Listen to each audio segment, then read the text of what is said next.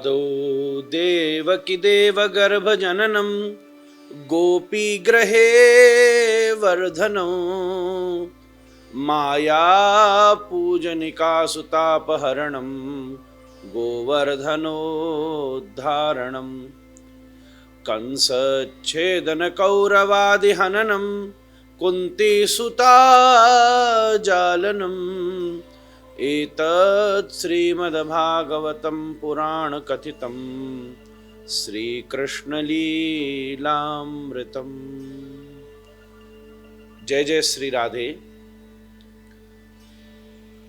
सबसे पहले आपको जन्माष्टमी की कोटि कोटि शुभकामनाएं। अखिल कोटि ब्रह्मांड नायक परमात्मा भगवान श्री कृष्ण गोकुल में जन्मे।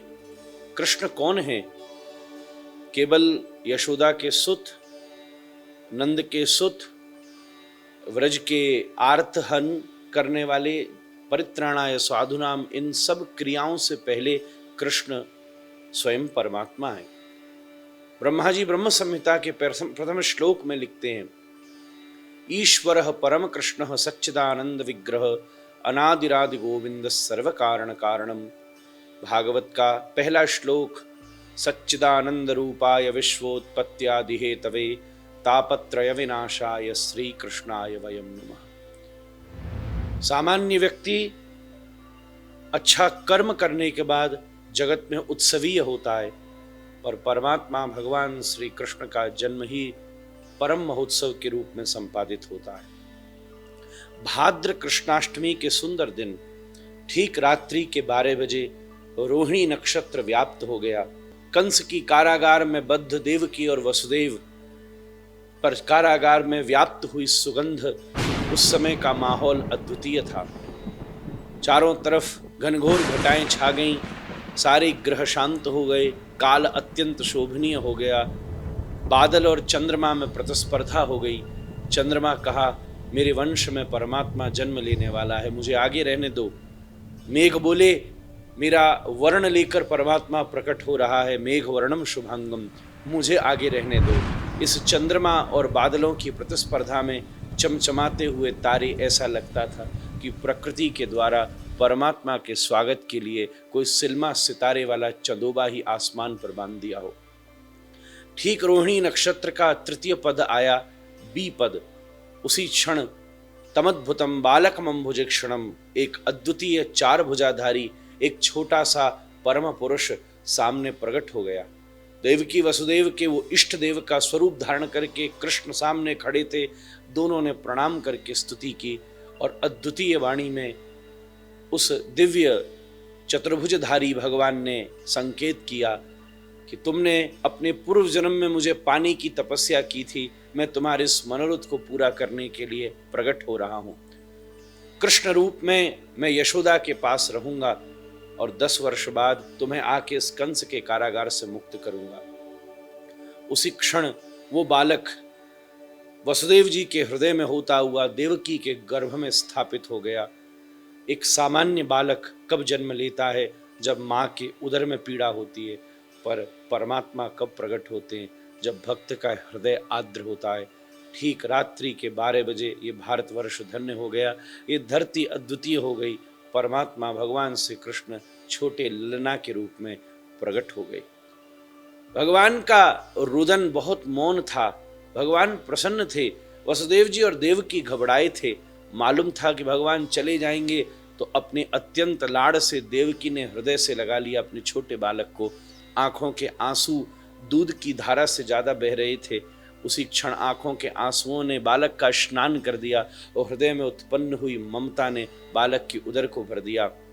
योग माया जी ने एक सूप की व्यवस्था कर दी। हथकड़ी बेड़ियां खुल गई। एक चमत्कार घटित हुआ उसी समय कि पहरेदार सो गए, सारे कारागार के दरवाजे खुल पड़े। समय कुछ क्षण के लिए रुक गया। सारा वातावरण अद्वितीय हुआ और बाहर से एक दिव्य ज्योति उस कारागार के पथ से उसके भीतर द्वारों को छेदन करती आती थी। वसुदेव जी को भगवान ने चतुर्भुज रूप में पहले ही प्रेरणा दी थी। उस पास पड़े हुए दृष्टि पड़ी कैसे ले जाऊं, तो कोने में एक सूप पड़ा था। ये सूप एक विशेष बास्केट होती है, विशेष पात्र, जिसको गाँव में खेतों के समय माताएं चावल और कंकड़ अलग करने के लिए प्रयोग में लेती थी पहले ज़माने में। जिसकी बुद्धि चावल और कंकड़ अर्थात सत और असत को अलग करती है, वही बुद्धि परमात्मा को धारण कर सकती है। इस सूप में भगवान को लिटा लिया वसुदेव जी ने, रोती देवकी ने विदाई करी। पहरेदार मूर्छित पड़े थे, समय कुछ देर के लिए स्तब्ध होकर रुका खड़ा था। महरे के महल को पार करते ही झीनी झीनी वर्षा थी। चारों तरफ कहीं यज्ञ कुंड प्रज्वलित थे, अपने आप दूर से वेद मंत्रों की ध्वनि सुनाई देती थी। अद्वितीय गैयाओं के रमाने की मधुर ध्वनि व्याप्त थी। उस दिव्य मधुर बेला में वसुदेव जी भगवान श्री कृष्ण छोटे से कान्हा को अपनी बास्केट में लिए, अपनी उस सूप में लिए गोकुल की तरफ बढ़े चले जा रहे थे। नंद महल उनके मन का लक्ष्य था। जिस वृक्ष के नीचे से निकलते थे वो वृक्ष एकदम भगवान को देखकर प्रफुल्लित हो जाता और अपने ऊपर विकसित हुए उन पुष्पों को उस सूप के ऊपर अविराजित करके ऐसा आनंदित कर देता कि मानो संपूर्ण प्रकृति इस सब माध्यम से भगवान का स्वागत कर रही है। वसुदेव जी को मथुरा से गोकुल जाने के लिए यमुना को पार करना था। जैसे ही यमुना में प्रवेश करने लगे तो यमुना में उबड़ घुमड़ के बाढ़ आने लगी, यमुना उफान पर आने लगी। ऐसा भी शास्त्रों में संकेत है। यमुना उत्साहित हो गई। यमुना ने गंगा, कावेरी, गोमती, व्यास आदि बड़ी बड़ी नदियों को कृष्ण की कथा सुनाई थी। मानो आज सारी नदियां ही यमुना में समाहित हो गईं कृष्ण का दर्शन करने के लिए। पर जैसे ही भगवान के चरणों को भगवान ने निकाला और यमुना ने स्पर्श किया, कुछ देर के लिए यमुना की धारा भी एक क्षण स्तब्ध होकर रुक पड़ी। उसी क्षण वसुदेव को अवसर मिला।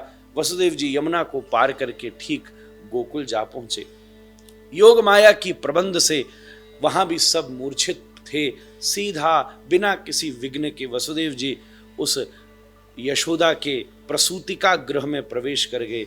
चूंकि नंद और यशोदा के यहाँ भी बालक के जन्म लेने की बेला आ पहुंची थी, महर्षि शांडिल्य की कृपा से उस क्षण यशोदा भी प्रसव में चली गई थी और दोनों का एक साथ ही जन्म हुआ। जब वहाँ पहुँचे तो एक और बालक पैदा हुआ था। वहाँ यशोदा के घर में एक लाला था और एक लाली, एक कन्या और एक पुत्र, दोनों जन्म लिए थे। सूप वाला बालक उस यशोदा के पास पड़े हुए लाला में समाहित हो गया। ये सब चमत्कार हैं, ईश्वर के लिए सब कुछ संभव है। उस कन्या को लेकर वसुदेव जी कारागार में वापस लौट आई। रात्रि भर व्यतीत होनी थी। कन्या जोर से रोती थी। कंस के कानों में जाती हुई जवाब, एक एक आवाज उसको स्वेदाक्रांत करती थी। उसके होठ विकंपित होते थे। वो भयभीत होता था। एकदम कारागार की तरफ भागते समय खम्भों से टकरा जाता था। कभी कभी सीढ़ी उतरते भूलते हुए अपने महलों में ही लुढ़कता, लिधड़ता, भयभीत होता। कंस जा पहुंचा कारागार की तरफ। तभी उसने देखा कि सामने तो कन्या पैदा हुई है। अरे, मुझे तो सुना था कि कोई पुत्र पैदा होगा, क्या मेरे भय से पुत्र ने भी कन्या का वेश धारण कर लिया है? पर कंस उसी समय अट्टहास के साथ बोला, मैं स्वयं अपने हाथ से अपने काल को मारूंगा। कन्या के चरणों को पकड़ के मारने का जब प्रयास किया तो हाथ से छूटकर वो कन्या ही अष्टभुजी देवी के रूप में, भगवती यशोदानंदिनी कात्यायनी के रूप में प्रकट हो गई और कंस को कहा, हे दुष्ट कंस, अब तेरे पाप का गड़ा भर रहा है। तुझे मारने वाला व्रजमंडल में पैदा हो चुका है। श्री कृष्ण देवकी वसुदेव की 8वीं संतान है और ये कन्या भी 8वीं ही है। यशोदा की पुत्री होते हुए देवकी की भी पुत्री के रूप में अविराजित है। कंस तुरंत भयभीत होकर भागा।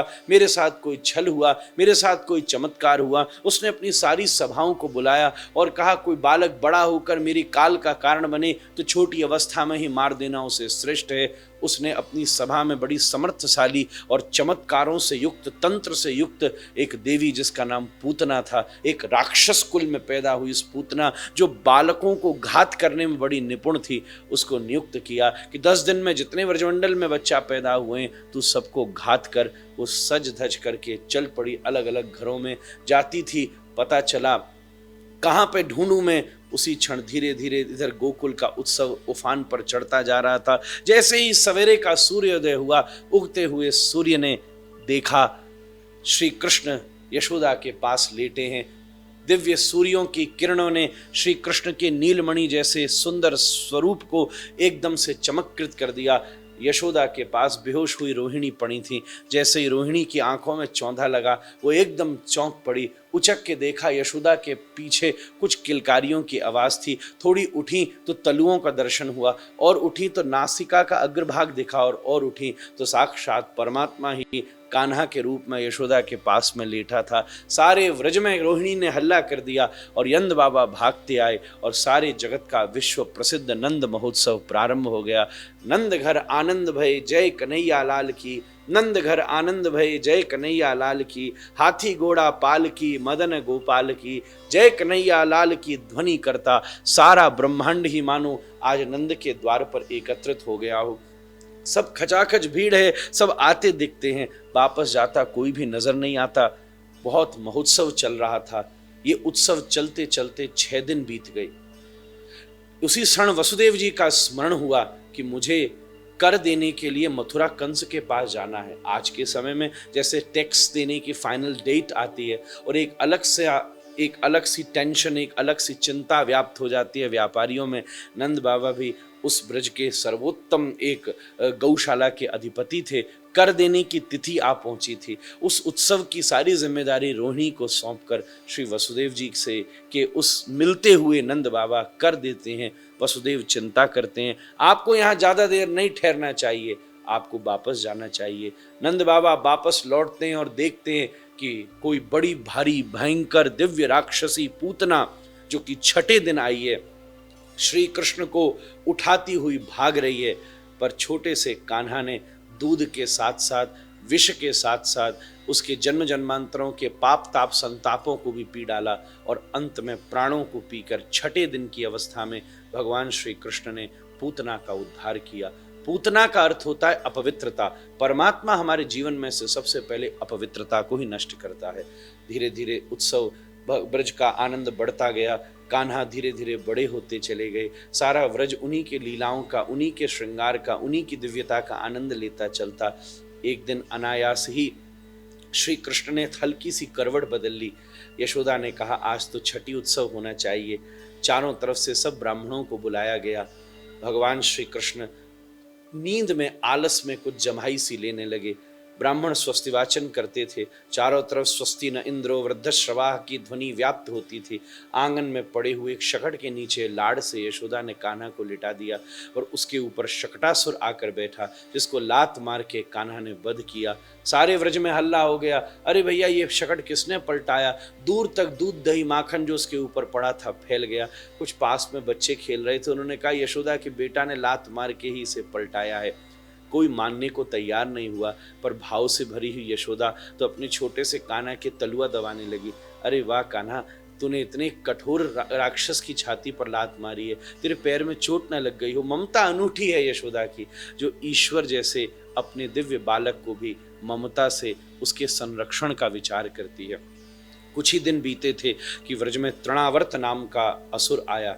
एक मुहूर्त के लिए भागवत में लिखा है 45 मिनट के लिए ये व्याप्त हो गया। सारे व्रज में आंधी और तूफान आ गया। भगवान श्री कृष्ण ने उसका मुष्टिका प्रहार करके वध किया।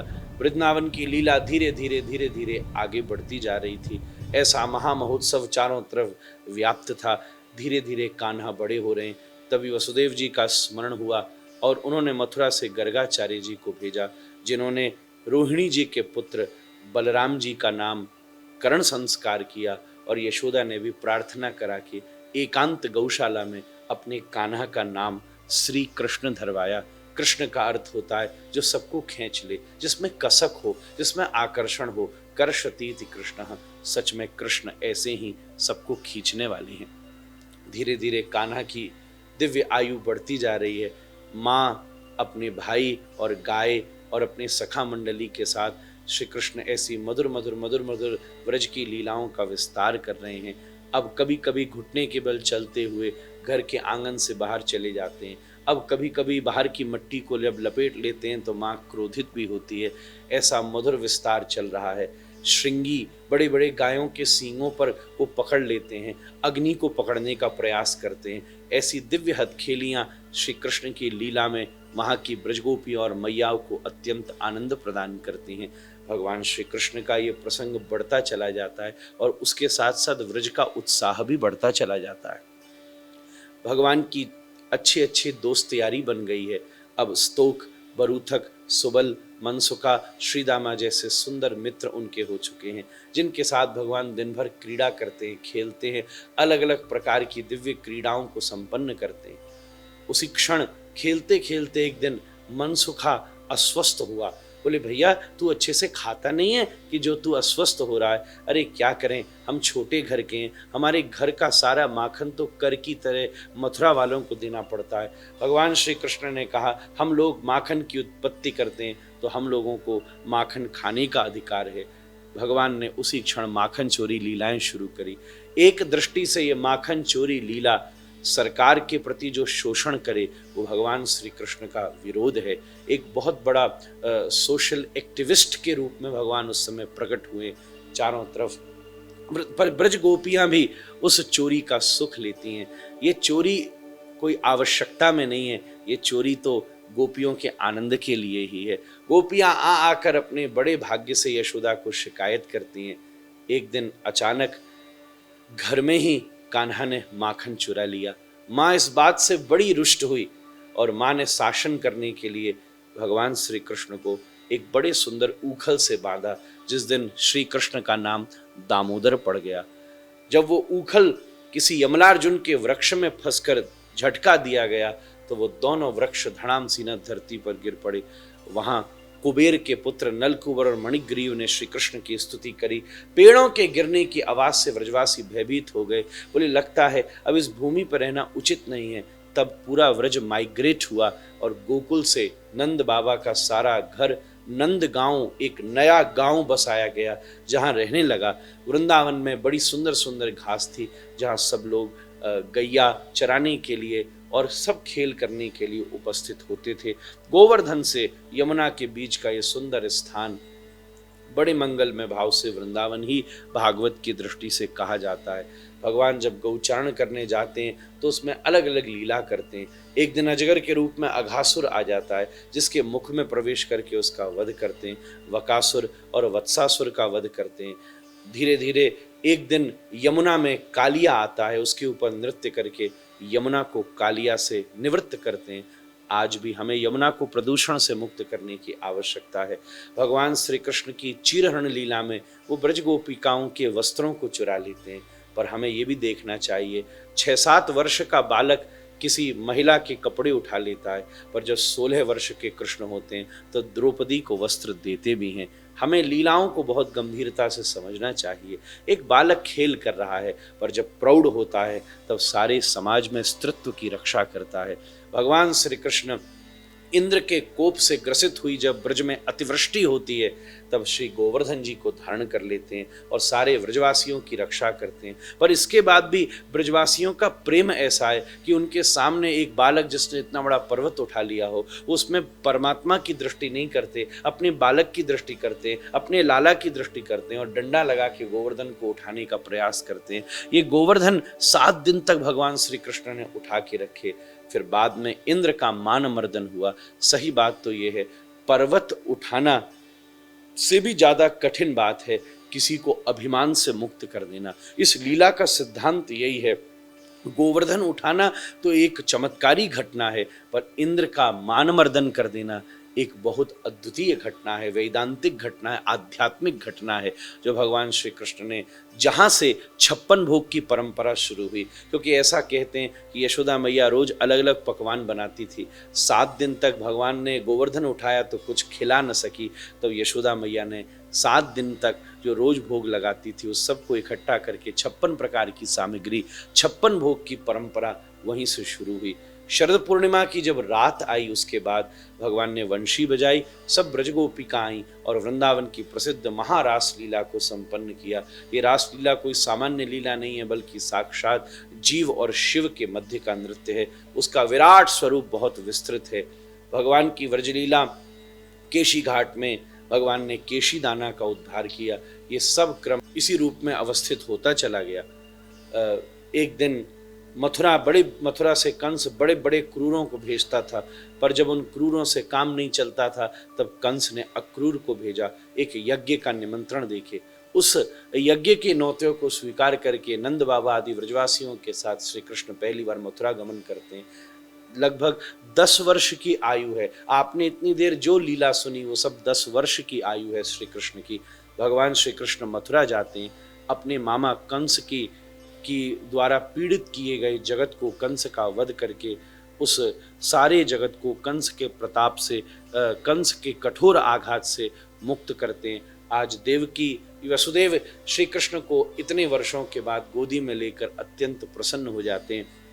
उज्जैन में महर्षि संदीपन के आश्रम में विद्या अध्ययन के लिए भेजते हैं, या गुरुपुत्र को गुरुदक्षिणा में देकर भगवान श्री कृष्ण वापस लौटते हैं। और वहीं भगवान श्री कृष्ण से उज्जैन में महर्षि संदीपन के आश्रम में विद्या अध्ययन करके भगवान श्री कृष्ण वापस लौटते हैं, और उसी समय अपनी विद्या को पूरा करके भगवान श्री कृष्ण के बाल काल के सखा उद्धव लौटते हैं। उद्धव की दृष्टि श्री कृष्ण के प्रति ज्ञानियों की होती है, और उद्धव को भगवान श्री कृष्ण वृंदावन भेजते। उसके मन में वृंदावन के प्रति बड़ी जिज्ञासा थी, जो गोपियों से भ्रमर गीत का गान करता और भगवान का बड़ा अद्भुत सखा हो जाता है।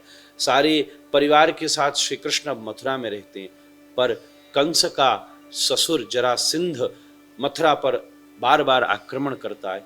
18 बार जब आक्रमण होता है, 17 बार तो भगवान उसे पराजित कर देते हैं, और 18वीं बार जब वो यूनान देश और बड़े बड़े अरब देशों के राजाओं को साथ लेकर आता है, तब विश्वकर्मा के द्वारा अद्भुत द्वारिकापुरी का निर्माण करा के भगवान श्री कृष्ण सारी यदुवंशियों को मथुरा से माइग्रेट करके द्वारिका में एक नए शहर का, अति सुरक्षित शहर का निर्माण करके वहाँ स्थापित होते हैं।